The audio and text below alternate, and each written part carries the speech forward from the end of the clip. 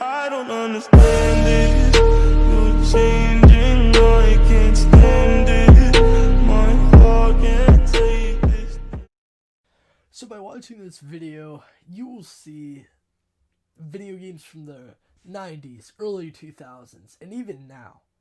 They all have affected society in a negative and a positive way, so we're going to check that out with 2 games from each of these years, 1 negative and 1 positive game. So let's get into it.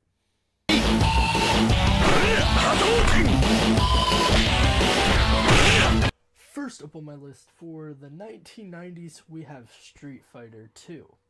So Street Fighter 2 would probably take a negative effect in the 1990s because kids playing that probably don't know that it's fake, it's not meant to be real.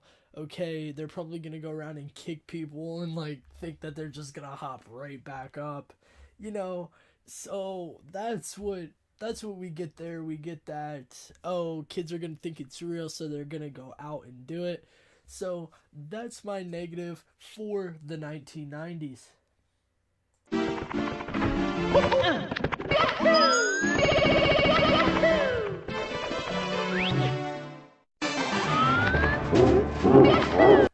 Now, still in for the 1990s, we have Super Mario 64.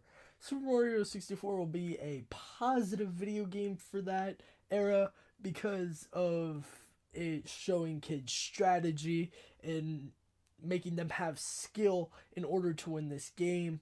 As you can see, like all the jumping and trying to avoid all these enemies and everything like that. The video game is going to be a positive effect because it teaches kids how to maneuver and how to have those skills in their mind to get through these things, these puzzles, and be able to collect everything that they need to win the game.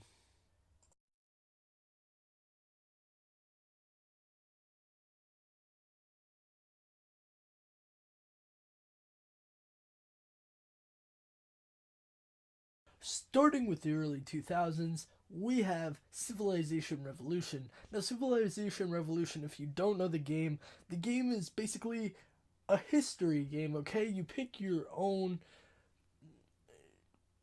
leader, okay? And you get that land that you want to fight for, and it goes all throughout history, you fighting against other leaders to retain and make your land expand.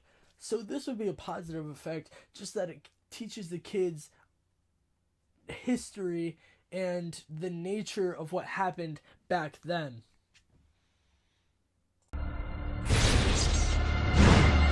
Now, as you guys probably guessed, Assassin's Creed for the early 2000s, the very first one, the very first installment of the very famous franchise, is a negative. You see this guy going around and just chopping people up, you know, just like some sushi. Okay, now, we can see that this is negative because, once again, these kids playing it in the early 2000s are going to look at it and be like, wow, this game's cool, he's doing it, so maybe I can do it. So they're gonna go out into the real world and try doing this, right? Right.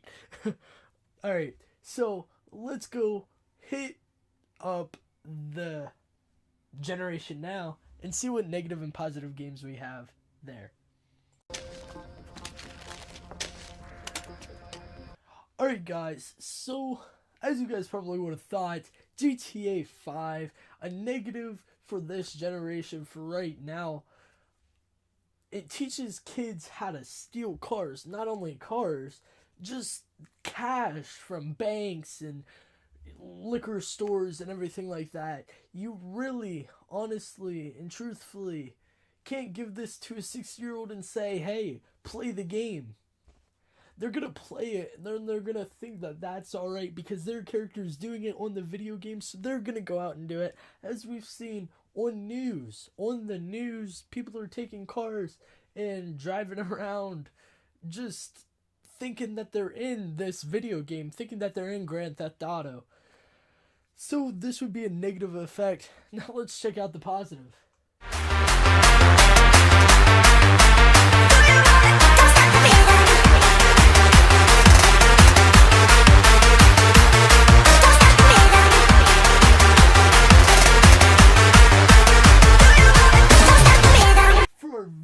last game, we've got Rocket League, and that is a positive. We've got the very famous Rocket League having kids learn teamwork throughout this game and strategy to get that ball inside the goal, as you guys can see. So that's all to wrap it up. I hope you guys did learn some about our society today and the past societies. Thank you for watching. Peace.